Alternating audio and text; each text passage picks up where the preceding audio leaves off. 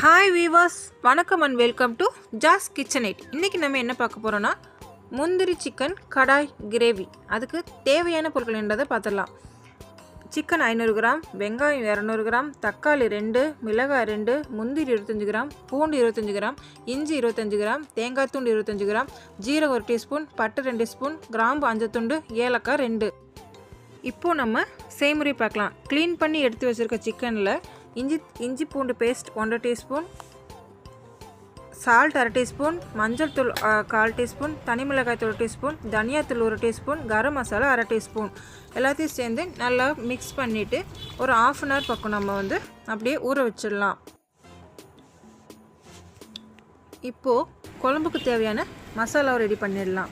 இப்போது ஒரு மிக்ஸி ஜாரில் நம்ம எடுத்து வச்சுருக்க வெங்காயம், தக்காளி, மிளகாய், முந்திரி, பூண்டு, இஞ்சி, தேங்காய் துண்டு எல்லாத்தையும் நல்லா சேர்த்துட்டு நல்லா பைன் பேஸ்ட்டாக அரைச்சி எடுத்துக்கணும். இப்போ பைன் பேஸ்ட்டாக அரைச்சி எடுத்தாச்சு.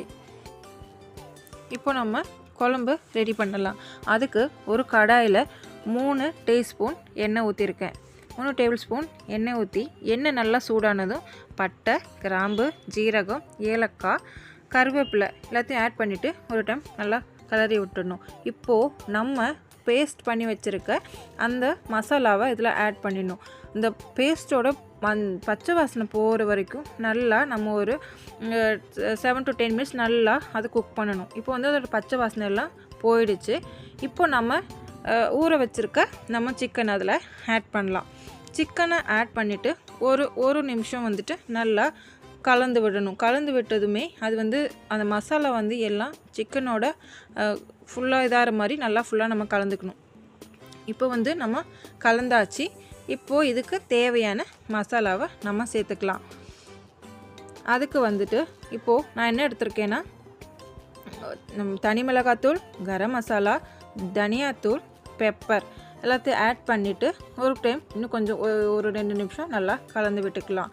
ஆனால் அடுப்பை லோ ஃப்ளேம்லேயே வச்சுட்டு எல்லாத்தையுமே கலந்து விட்டுக்கோங்க.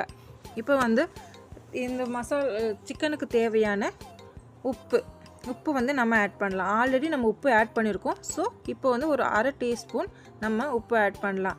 உப்பு ஆட் பண்ணிவிட்டு நமக்கு தேவையான அளவு தண்ணி சேர்த்துக்கலாம். நான் இன்றைக்கி 1 கிளாஸ் தண்ணி ஊற்றிருக்கேன். உங்களுக்கு தேவைன்னா குழம்புக்கு தேவையான தண்ணியை நீங்கள் ஊற்றிக்கலாம். நான் 1 கிளாஸ் தண்ணி ஊற்றிருக்கேன். தண்ணி ஊற்றிட்டு ஒரு 1/4 மணி நேரம் நல்லா வேக வச்சிடணும். லோ ஃப்ளேமில் வச்சு வேக வச்சிடணும். வேக வச்சு எடுத்தோன்னா இப்போ நல்லா வெந்துடுச்சு. இப்போ இதை நம்ம சர்வ் பண்ணிடலாம். சுவையான டேஸ்டியான முந்திரி சிக்கன் கடாய் கிரேவி ரெடி ஆகிடுச்சு. Okay viewers, thank you. நாளைக்கு இன்னொரு வீடியோவில் சந்திக்கலாம்.